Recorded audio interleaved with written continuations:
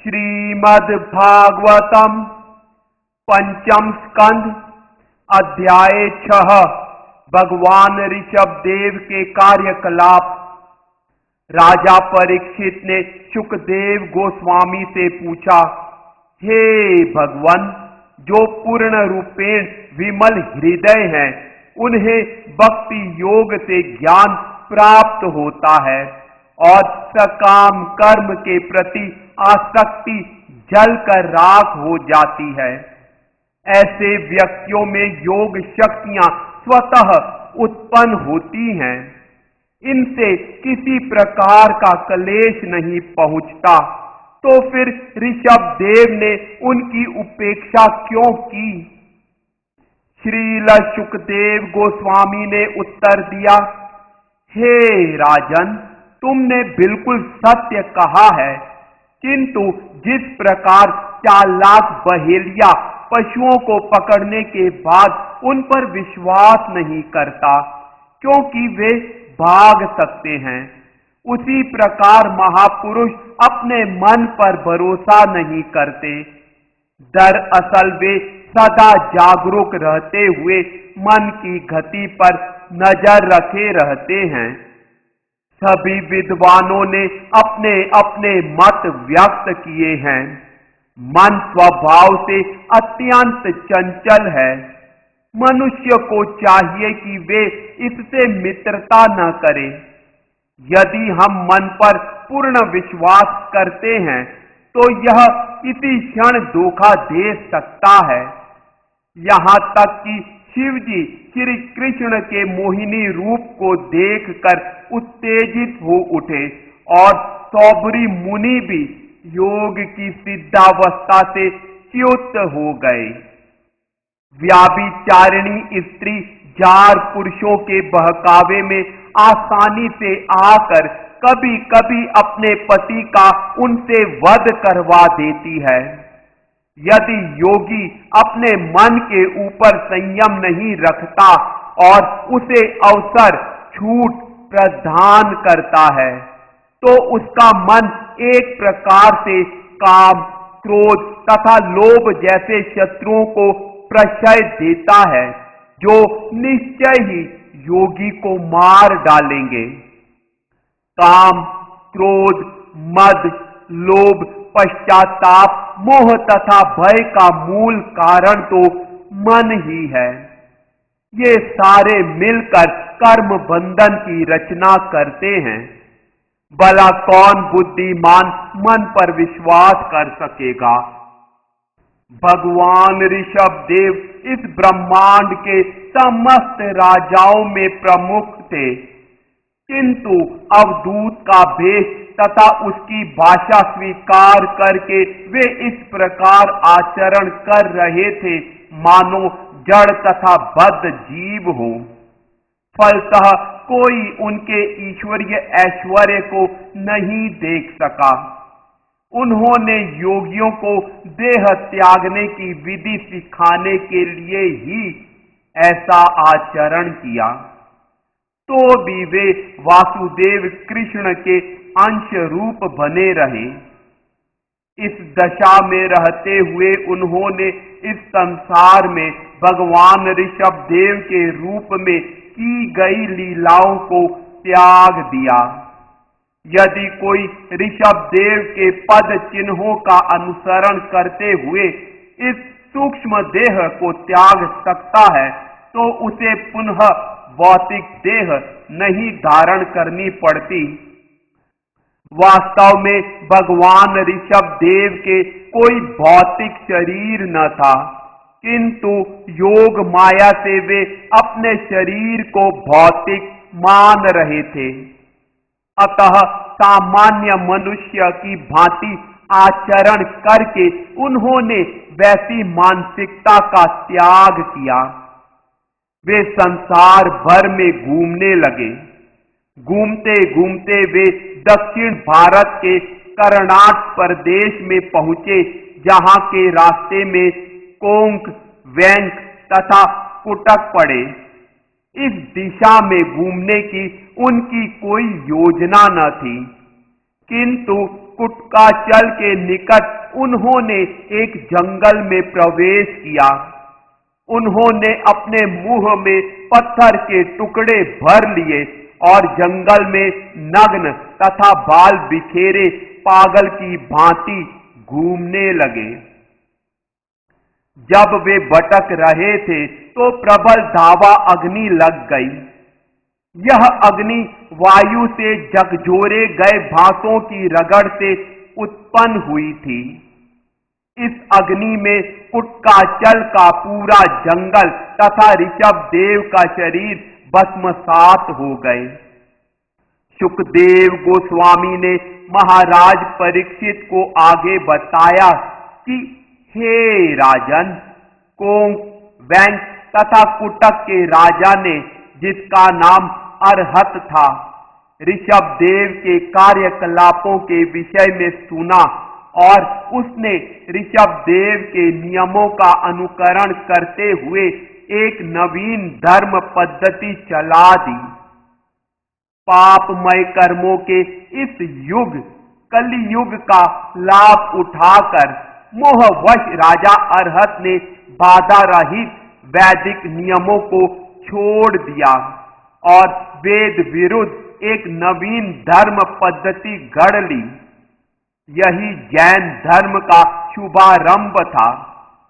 अन्य अनेक तथाकथित धर्मों ने इस नास्तिकवाद को ग्रहण किया। अधम तथा परमेश्वर की माया से मोहित व्यक्ति मूल वर्णाश्रम धर्म तथा उसके नियमों का परित्याग कर देंगे। वे नित्य 3 बार स्नान करना और ईश्वर की आराधना करना छोड़ देंगे। वे शौच तथा परमेश्वर को त्याग कर अटपटे नियमों को ग्रहण करेंगे। नियमित स्नान न करने अथवा अपना मुख न धोने से वे सदा गंदे रहेंगे और अपने केश नुचवाएंगे। डोंग धर्म का अनुसरण करते हुए वे फूलेंगे फलेंगे। इस कलिकाल में लोग अधार्मिक पद्धतियों की ओर अधिक उन्मुख होंगे। फलस्वरूप वे वेदों के अनुयायी ब्राह्मणों, भगवान तथा अनेक भक्तों का उपहास करेंगे। अधम लोग अपने अज्ञानवश वैदिक नियमों से हटकर चलने वाली धार्मिक प्रणाली का सूत्रपात करते हैं।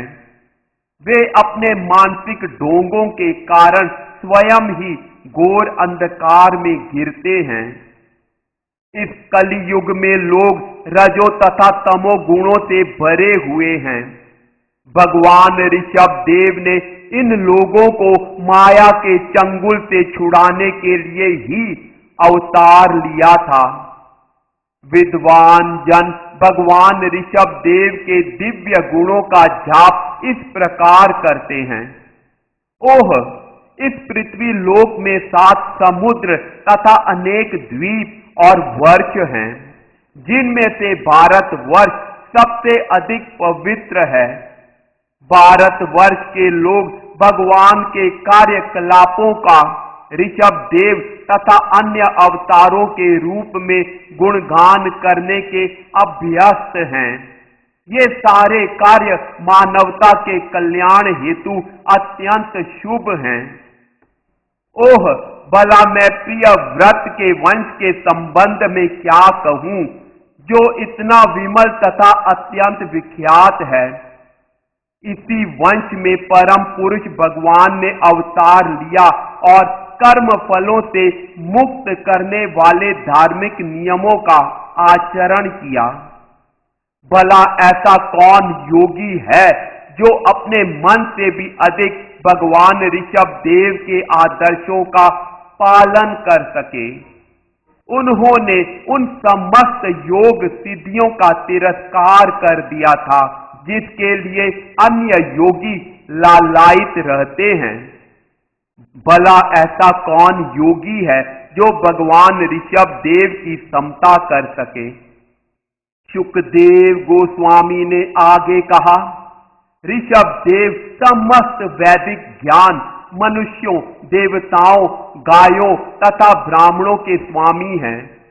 मैं पहले ही उनके विशुद्ध दिव्य कार्यकलापों का विस्तार से वर्णन कर चुका हूं, जिनसे समस्त जीवात्माओं के पाप कर्म मिट जाएंगे।